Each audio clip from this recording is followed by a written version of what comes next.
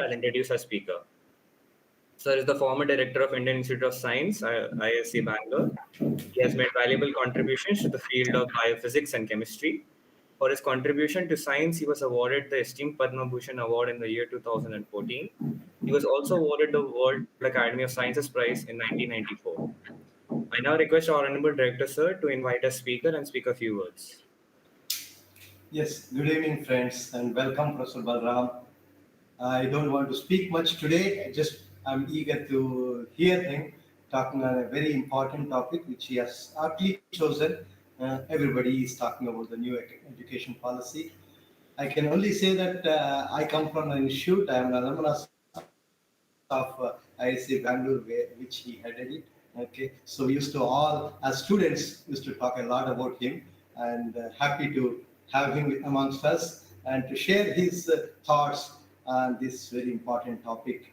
And for an academic institution, it's very important to know how do we grow and and and how can an institute like ours contribute to the growth of the country and growth of the knowledge base in the country.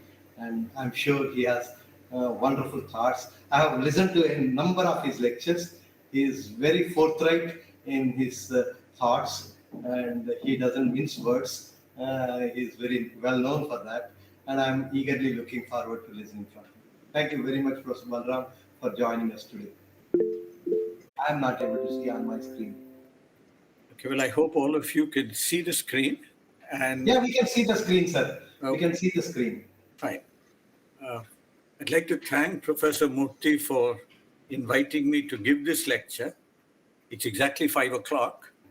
And what I'm going to talk about really is about Indian higher education, specifically about the new education policy as viewed through the lens of recent history.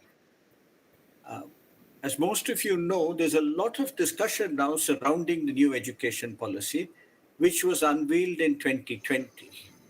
And the draft of the new education policy appeared in 2019. It was then put out on public display, and everybody was asked to comment on it. Professor, if you don't mind, we are not able to see. You can still see it, I'm sure. Yeah. So if you look then at the draft of 2019, a big document, it had a logo. The logo that it had was the motif of the Mobius strip. And what this symbolizes is the perpetual development and live nature of knowledge, that which has no beginning and that which has no end. And the draft says that the policy envisages the creation, transmission, use, and dissemination of knowledge as a part of this continuum. This is a wonderful statement. The draft eventually was reduced to a final policy document of about 65 pages, which is significantly easier to read. The principles of a policy are outlined on this slide. What it says is that the purpose of the education system is to develop good human beings capable of rational thought and action, possessing compassion and empathy, courage and resilience, scientific temper and creative imagination with sound ethical moorings and values.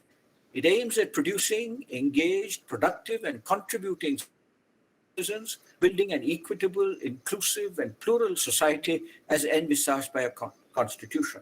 You can't get a better statement of what the purpose of education really is. But after the policy was accepted by the Union Cabinet in 2020, a whole series of advertisements came out in which the Prime Minister explained the major features of the education policy. He said it would lay the foundation of a new India, it would transform the intent and content of the education sector, it would shift the burden of school bag to the boon of learning, and it said it will focus on integrating local with global. And then, of course, making the youth ready for the future, focusing on national goals, students to become global citizens, what to think, shift the focus from what to think to how to think. And then it says that higher education need to be empowered through autonomy. This is important for all of you who are in the higher education sector. And there is great emphasis on teacher training in the new education policy. Now, the question that I'm going to ask is, if we view the new education policy through the lens of history, is the new education policy really new?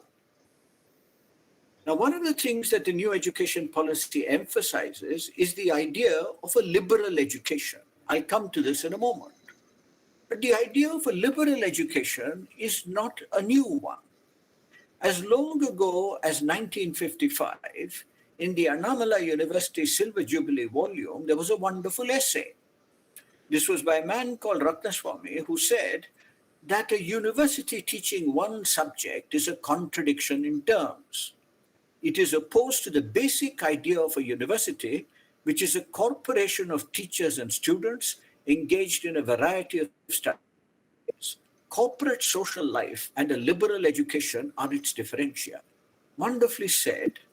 What it meant was that we have many universities. We have a music university, we have a state university, and in different states you have different language universities. These are now extremely specialized. For a long time, we had the Indian Institutes of Technology largely focusing only on engineering in their early days. Now, of course, the other thing which is frequently discussed are examinations. And if you look at examinations, and this is a cartoon taken either from a Bangladeshi or a Pakistani source, where, of course, there is this man who has a monkey, an elephant, a fish, and a few other creatures sitting in front of him. And he says, for a fair selection, everybody has to take the same exam. Please climb the tree. And you can, of course, draw your conclusions as to what will happen. Long ago, when I was a student, when there was an attempt to impose Hindi as a national language all across the country, there was a violent agitation in the south, especially in Tamil Nadu. At the end of it, Jawaharlal Nehru went back and assured everybody that English would continue and no compulsion to learn Hindi. So here you have this cartoon from those times, a marvelous cartoon, which said, which you find that even after the assurance has been given, the agitators still continue to throw stones. And there you have Rajagopalachari and Bhaktavatsalaam looking, and then eventually they come to the conclusion that the boy who's throwing stones can't read. Now we ask a question. Has education policy evolved in 21st century India? These are statements which are taken from the press. In reforms in education, the Minister for Higher Human Resource Development at the beginning of UPA 2. And he then proposed a National Commission for Higher Education and Research. Bear this in mind because I'll come back to this, which will replace the UGC, the AICTE, etc., etc., etc. The government earlier reports. In 2009, there was the Yashpal Committee report, which was to advise on renovation and rejuvenation of higher education. And Professor Yashpal presented this to Kapil Sibal. You can see the picture there in June of 2009.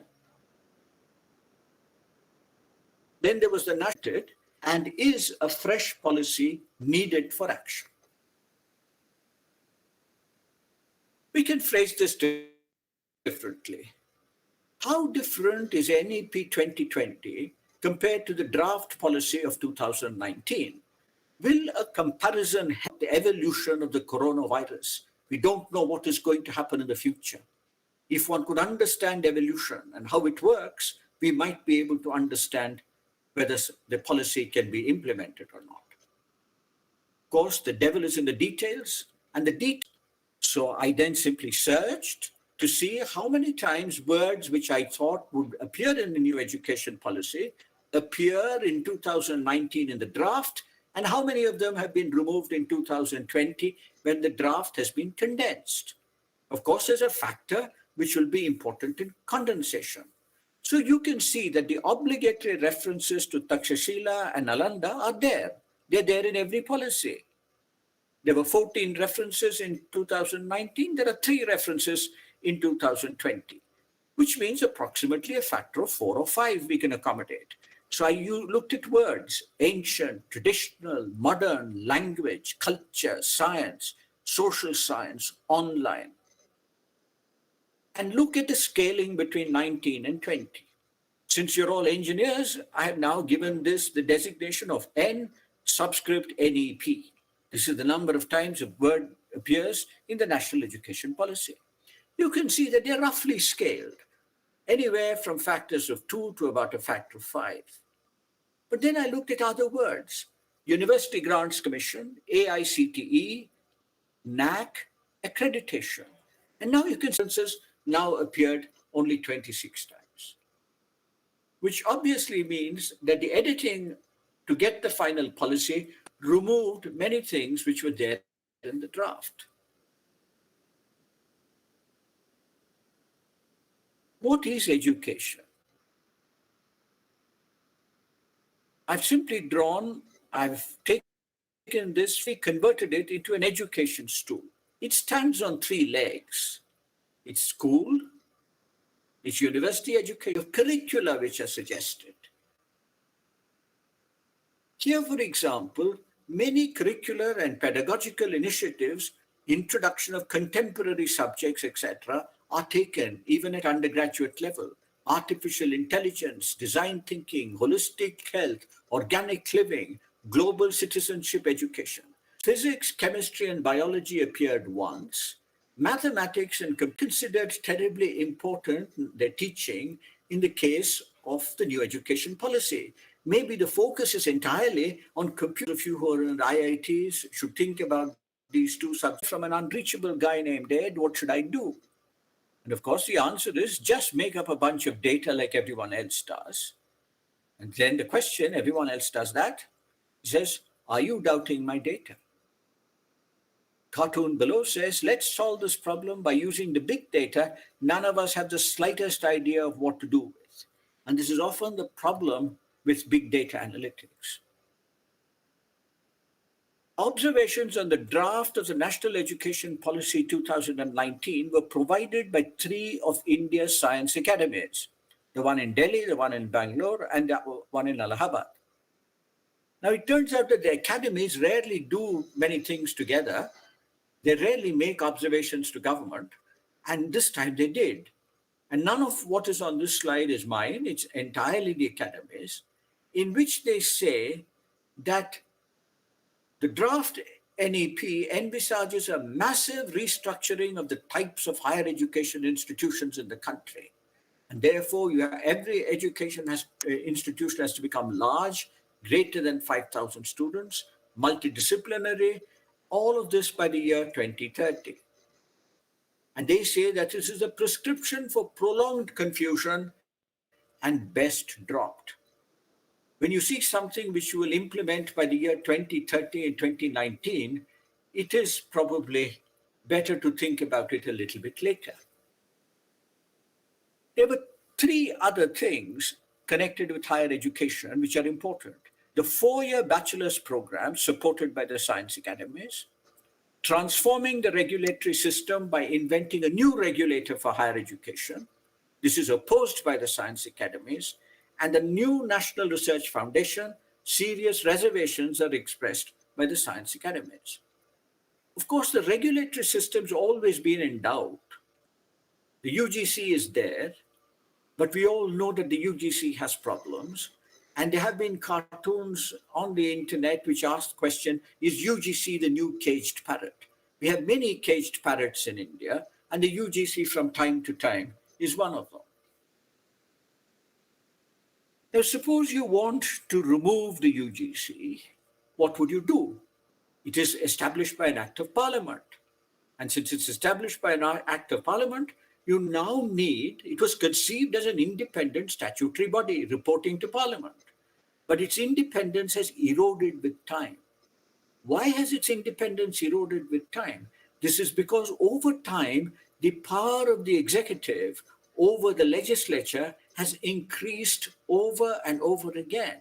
And as this has increased, the legislature has become less and less important. Now, if you want to have a National Research Foundation, we must remember that not too long ago, This was created. The Science and Engineering Research Board was created by Act of Parliament in 2008. It's a 21st century creation. It's hardly been there for 10 years. And it was conceived as autonomous. But by the time the legislation was written, the autonomy was stillborn. So you must look at the word autonomous with a great deal of care and try to understand it. Legislation is drafted by government. It's approved and passed by parliament. But it turns out that the drafting of legislation really determines whether a body that is created under an act of parliament is truly independent and autonomous, reporting to parliament or not. But I'll come back to the 4-year undergraduate program about which I know something. The 4-year undergraduate program is something which was introduced at the Indian Institute of Science when I was the director. It was introduced in 2011. We admitted our first batch of students. It was discussed in the institution from 2009 onwards, and eventually the first batch was admitted in 2011. Delhi University introduced the 4-year undergraduate program in the year 2013. But of course, if something happens in Bangalore, nobody knows about it. But if something happens in Delhi, everybody knows about it. So what happened when they introduced it in 2013, the 4-year undergraduate program became a bone of contention, and different political parties took sides on either side. The ruling party said we must have a 4-year undergraduate program because we've introduced it. And those who wanted to become rulers now said we will scrap the undergraduate program. And so I've taken this from the newspapers of 2014. The Aam Aadmi Party promised to scrap the 4-year undergraduate program. April 3rd, 2014, 1 month before the elections. The Bharatiya Janata Party also vowed to scrap the 4-year undergraduate program. And sure enough, after the elections of May 2014, the government moved very quickly to scrap the 4-year undergraduate course. It was with great difficulty that the Indian Institute of Science still maintained its 4-year undergraduate program. Now, the new education policy, of course, says that we should have the 4-year undergraduate program all over the country. So now you can see that between statements which are made when policy is formulated and statements which are made when elections are in the offing could be completely different statements. Now, Chapter 9 of the new education policy, entitled Quality Universities and Colleges, has a vision for India's higher education system. And it says that we should increase the gross enrollment ratio to at least 50% by the year 2035, after having created a large number of world-class, multidisciplinary higher education systems. Is this going to be easy? I don't believe it is. Now, of course, many things are said. It says, of course, that India has a long tradition of holistic learning, liberal arts, and goes back to Takshashila and Nalanda. Nobody drafting the national education policy probably has any idea of what really happened in Takshashila and Nalanda and what the world was like in those days. It is all right to go back thousands of years to celebrate what happened, but you must realize that policy needs to be formulated in a modern environment of the 21st century. Liberal arts have always been there. The liberal arts have simply disappeared because the way the education system has lost its autonomy. What does it mean? Freedom of course choice and flexibility for students. If there is freedom of course choice, lots of courses must be offered in different subjects. That means you need teachers who teach them. And you must have courses and you must have flexibility for students. But long back itself, the UGC introduced what is called the choice-based credit system. The universities are supposed to follow it. So this is not new. Now, of course, we return to the problem of transforming the regulatory system of higher education. They say the regulatory system is heavy-handed, it's slow, it is disempowered, and so forth. And therefore, you need to re-energize it. You might ask, who disempowered it? The very people who seek to re-energize it are the people who disempowered it. That is government. And Now, a new model is proposed. What is this model? You have different functions: regulation, accreditation, funding, and academic standard setting. These will be performed now by 4 distinct and independent and empowered bodies.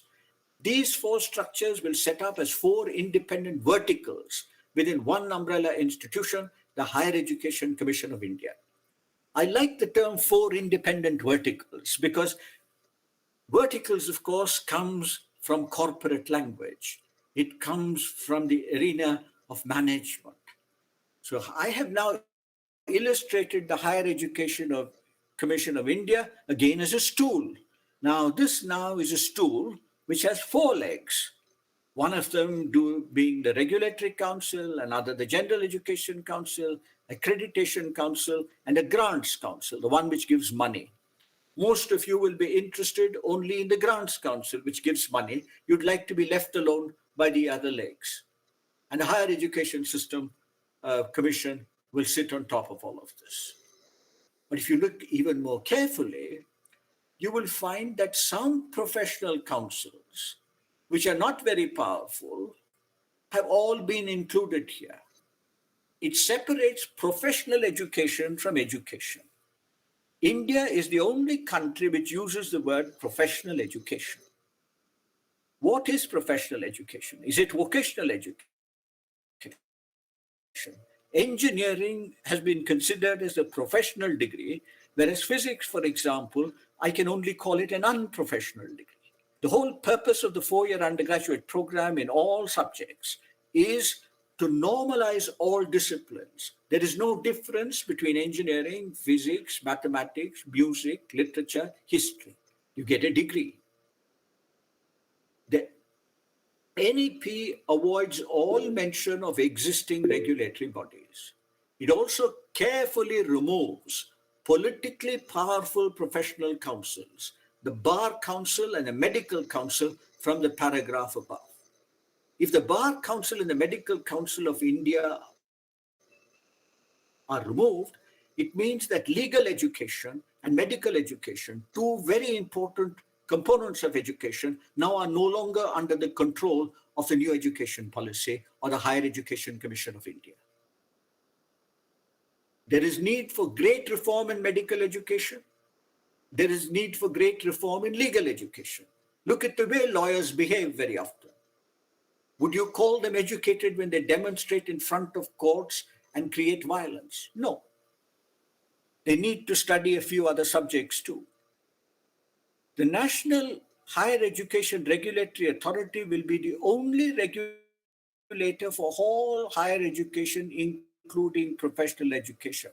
This was said in the 2019 draft, but by the time it came here, all that had been removed because obviously those powerful lobbies now protested.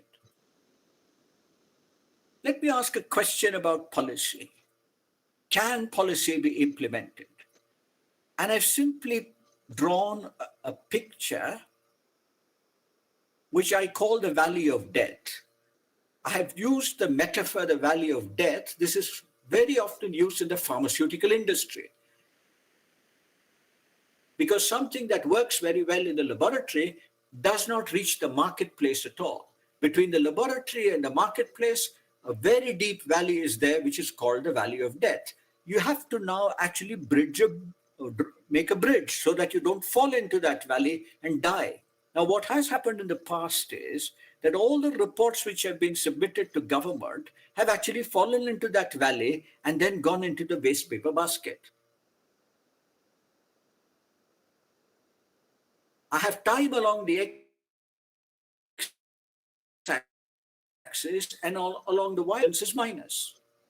That decides how high this barrier is really going to be, and then you sort of lose out when there's a lot of resistance. When the new education policy is celebrated by people who have not read it, very often other ministers in the states and so on, I'm reminded of an old BBC serial which used to appear, Yes, Minister. And these always tell people what they want to hear. If somebody swallows formulated a policy, they'll tell them that this is the most wonderful policy and it'll work, but they know full well that much of it will eventually end up in the valley of death. I want to also draw attention to word occurrences in NEP 2020 versus the draft of 2019. Autonomy appeared 110 times, reduced to 21, factor of 5, no problem. But what surprised me was MOOCs, the abbreviation, was 21 times in the draft, and it appeared only once in the new education policy, that too in the list of abbreviation which somebody forgot to edit. MOOCs, of course, is digital course delivery and learning technology. Now, COVID-19 has taught us a great about the power of online communication and also about the difficulties of online teaching in India and the fundamental difficulties of teaching online anywhere in the world, even if connectivity is wonderful.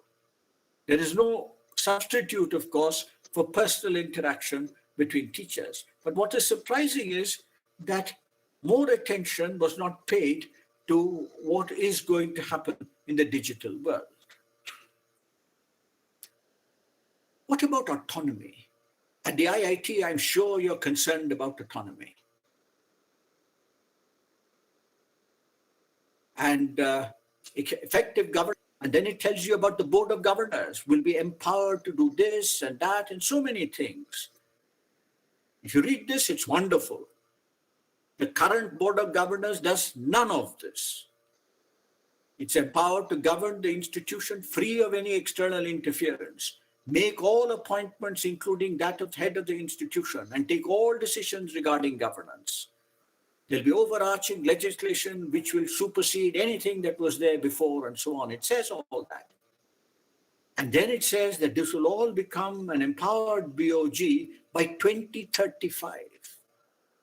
Now, this is something that I just could not understand, because if it requires only legislation to do this, do we have to wait 14 years and 3 general elections before we come to empowered boards of governance? Autonomy is a much maligned word and a much misunderstood word. Very often, institutions are as autonomous as they want to be. But our institutions generally sacrifice their autonomy very quickly after they are set up. Of course, this cartoon on autonomy I rather like, where it says, keep up the good work, soon I might grant you limited autonomy. I want to digress from the new education policy, because I did say that I would make some general remarks on higher education in the context of the new education policy. Because after all, what does the new education policy want? It wants to make our higher education institutions better. It wants to make them world-class. And therefore, what must we do? I draw your attention to this book, which appeared more than 25 years, about 25 years ago, by Donald Stokes, an American professor of political science. He wrote a book, Basic Science and Technological Innovation, but entitled it as Pasteur's Quadrant. What is Pasteur's Quadrant? If I now have a quadrant, I have x-axis use-inspired research, which is applied research, maybe useful engineering, technology, and I have fundamental research along the y-axis. I can divide this research space into 4 quadrants. What are those 4 quadrants? He named them. He died before his book was published, so his book is only as a manuscript. I have merely taken the graph that he had and then illustrated it with Google Images. Pasteur's quadrant is the top right quadrant. This is when we have the highest user-inspired research and fundamental research, both of them. Pasteur was, after all, a man who did fundamental work in stereochemistry.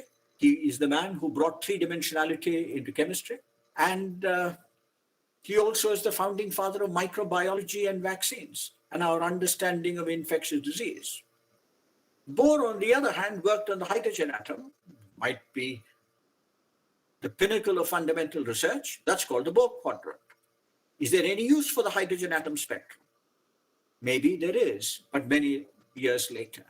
Edison illuminated the world. Edison could have discovered the electron, but he was very purposeful in trying to invent the light bulb, and that's what he did.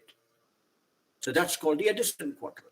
The bottom left quadrant is left unnamed in Stokes' book. I've just called it average academic, industrial, academic and industrial R&D, and illustrated it with R.K. Lakshman's common man. Now, R.K. Lakshman's common man would now like to move through this research space. And we have to ask the question, can he move towards Bohr? Can he move towards Edison? Or can he move towards the Pasteur quadrant? So we'll come back now and reformulate the space. We'll call it academic space. Teaching along the x-axis, research along the y-axis. What is an ideal university? An ideal university is one in which there's maximum teaching and maximum research. And I have put most institutions in the bottom left quadrant, where there is very little research and very average teaching. So what we need to do is to take these institutions, and that's what policy seeks to do, and move them. Can we move them vertically up? Can we move them diagonally across? Can we move them horizontally? But we need to move them along these axes. What should we do? So we need to reform. So if I now call the four corners as A, B, C, and D, I can use the metaphor of chemistry. Suppose I want to take substance A and transform it to substance D, I have to cross a barrier. And the rate of transformation is given by the Arrhenius equation, which unfortunately is an exponential with a negative sign. And you have a barrier height in the numerator there in the exponent. What is the barrier height? It is the barrier that needs to be crossed in order to reform. And the rate of transformation will be much slower if the barrier is higher. There's also another danger in chemistry of reversibility. And even as far as institutions are concerned, there's the danger of reversibility. You might improve for some time and then very quickly reverse direction and go back in the opposite direction. It's very easy to reverse. Transformation can have other words: reform, restructuring. I don't like to use the words reform and restructuring because restructuring gives me a Russian word, perestroika, which Mikhail Gorbachev used very frequently. And when he tried to restructure the Soviet Union, it simply disappeared. Now, the barrier height, you have to ask, if there's a bigger barrier we can't transform, what contributes to the barrier height? Many things contribute to the barrier height in transformation of institutions. Academic faculty, they're usually very lethargic. Nobody likes change, certainly not academicians. Every academician is comfortable in what they're doing. And so if we were teaching a subject 30 years ago, we'd like to teach the same subject even today. If we were having a certain kind of practice to give some degrees, we must do the same thing over and over again.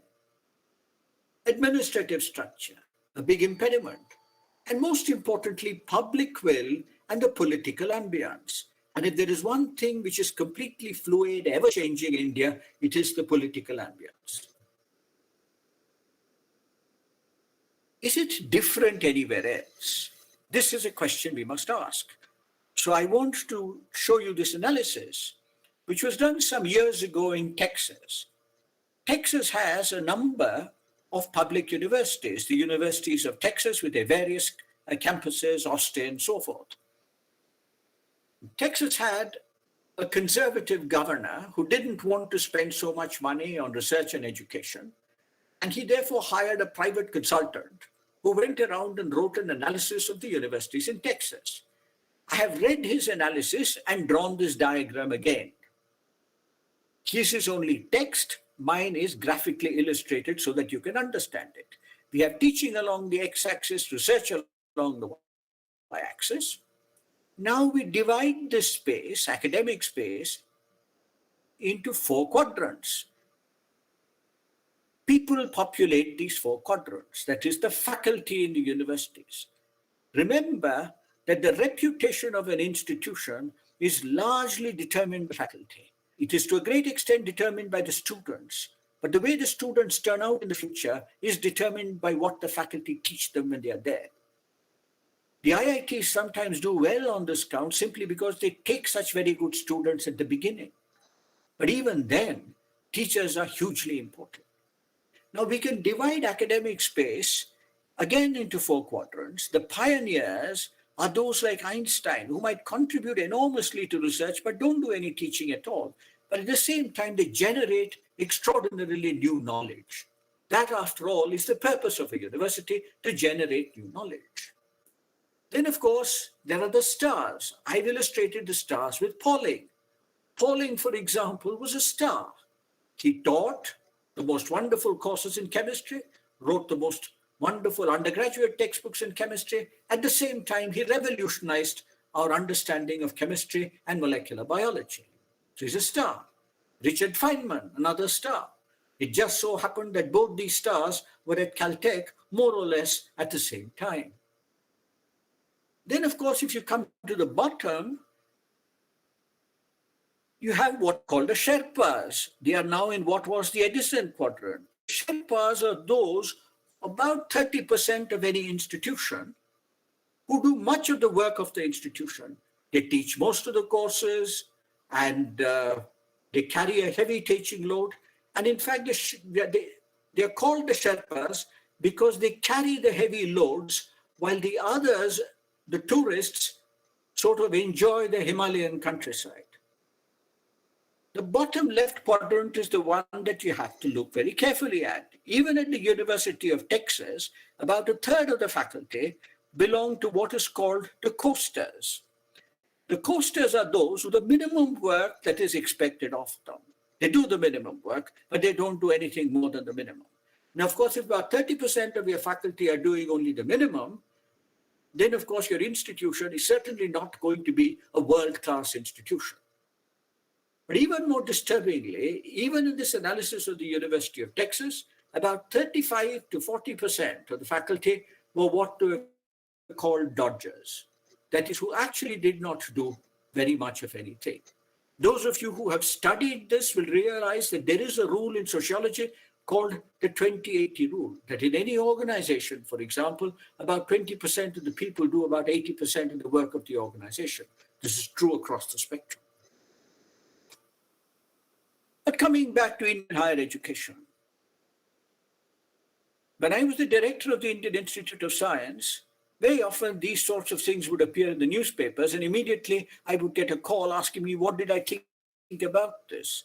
Here's a prime minister saying that our education has hit a new low. In fact, the only thing politicians appear to agree on, that our higher education keeps hitting new lows. The president at that time worried about the poor ranking of academic institutions. The incoming prime minister then said that we need to have a new ranking system. And the incoming HRD minister immediately said, we will have a new ranking system. The president at that time took a strong interest in international rankings.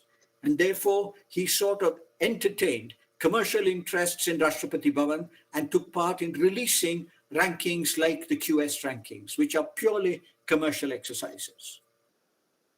But I know that in an institution like IIT Hyderabad, you probably watch the rankings. You should not be watching the rankings, but I'm sure you do. Everybody does. And here, for example, are the 2020 rankings. QS, Times Higher Education, and the association, the World University Rankings. If you now look at these, you will see the same institutions will appear. They'll appear in different places. But the only thing that I want to remind you of is that Indian institutions in any major international ranking don't do well. And they are, in fact, doing poorer today than they were 15 years ago. And I'll come back to the reason for this. Because 15 years ago, when the rankings came in, 18 years ago was 2003, when the rankings came in, nobody knew about the rankings. And then everybody began to work on improving their ranking. Now, if there is a race and everybody begins to train and run the race faster, it will become harder and harder for you to get better at in your ranking. How does this happen? Here I will borrow a metaphor from evolutionary biology. This is called the Red Queen hypothesis. And this was introduced by an ecologist at the University of Chicago called Van Velen. And he said that in biology, there is this problem. You have predators and you have prey. But as the predator evolves, the prey also evolves, because the prey doesn't want to be killed and eaten.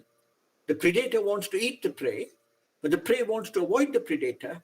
So every technique that the predator now evolves is now countered by another evolving technique on the part of the prey.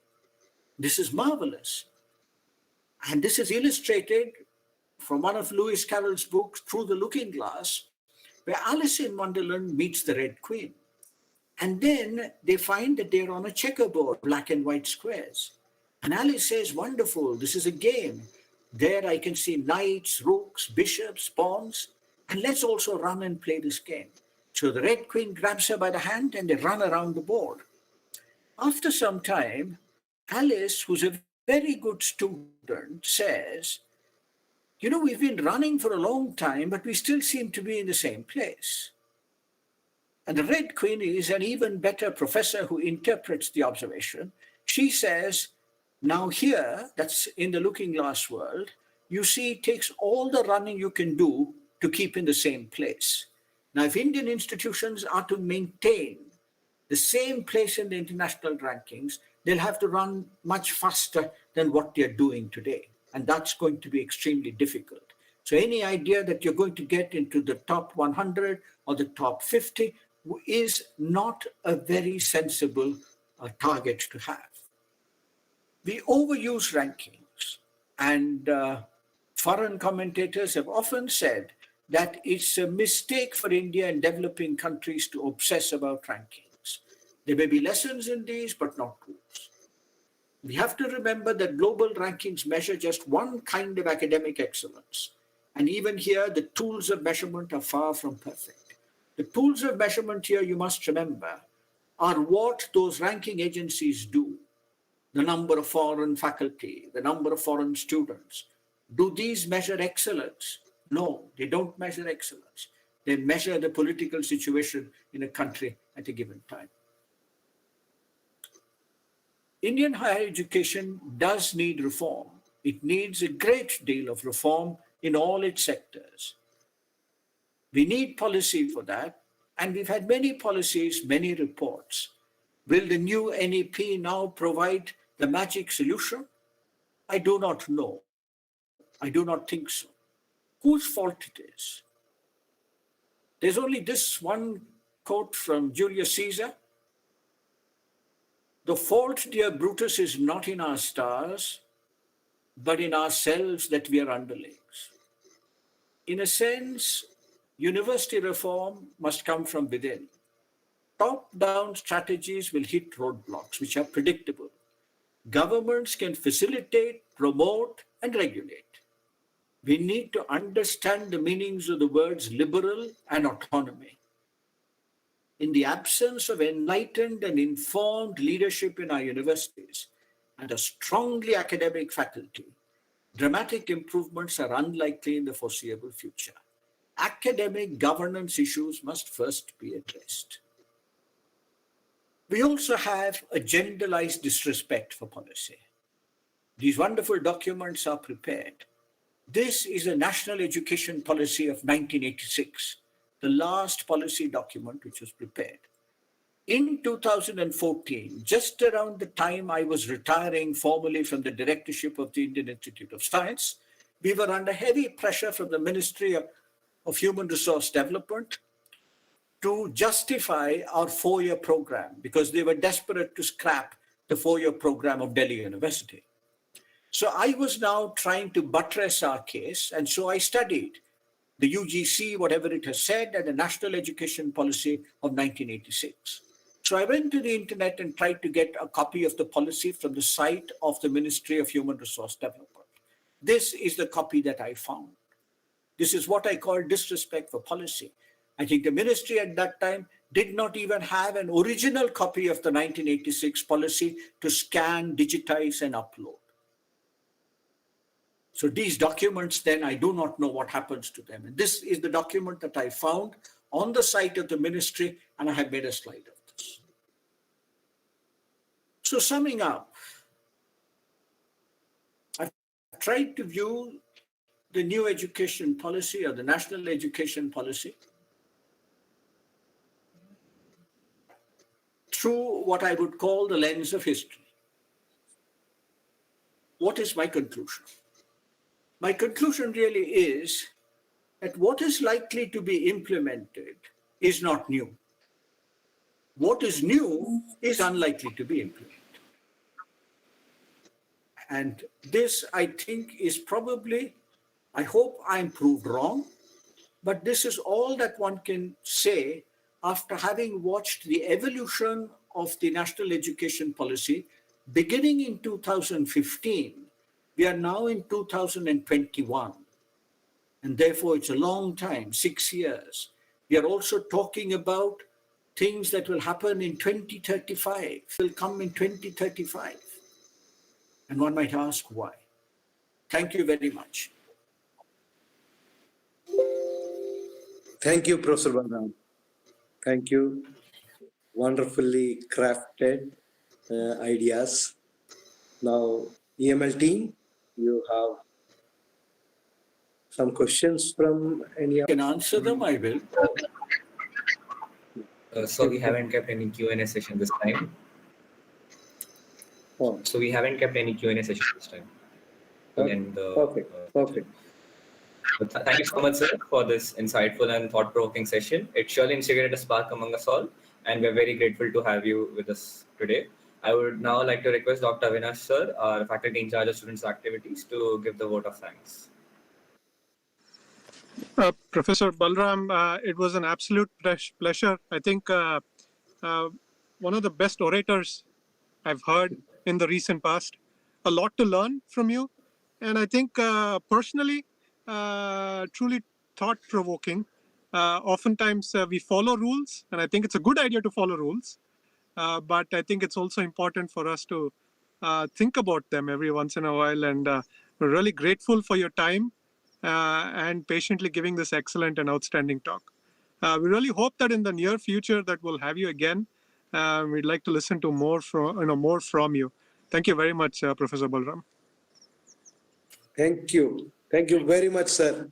We would like to have you in person on the campus sometime soon, whenever the situation becomes better. Thank you very much, Professor Balaram. Thank you. Bye. Thank you so much, sir. And a big thank you to our speaker, Dr. Balaram, sir, for once again for spending his precious time with us. Thank you, everyone, and have a really good evening. Thank you. Bye-bye.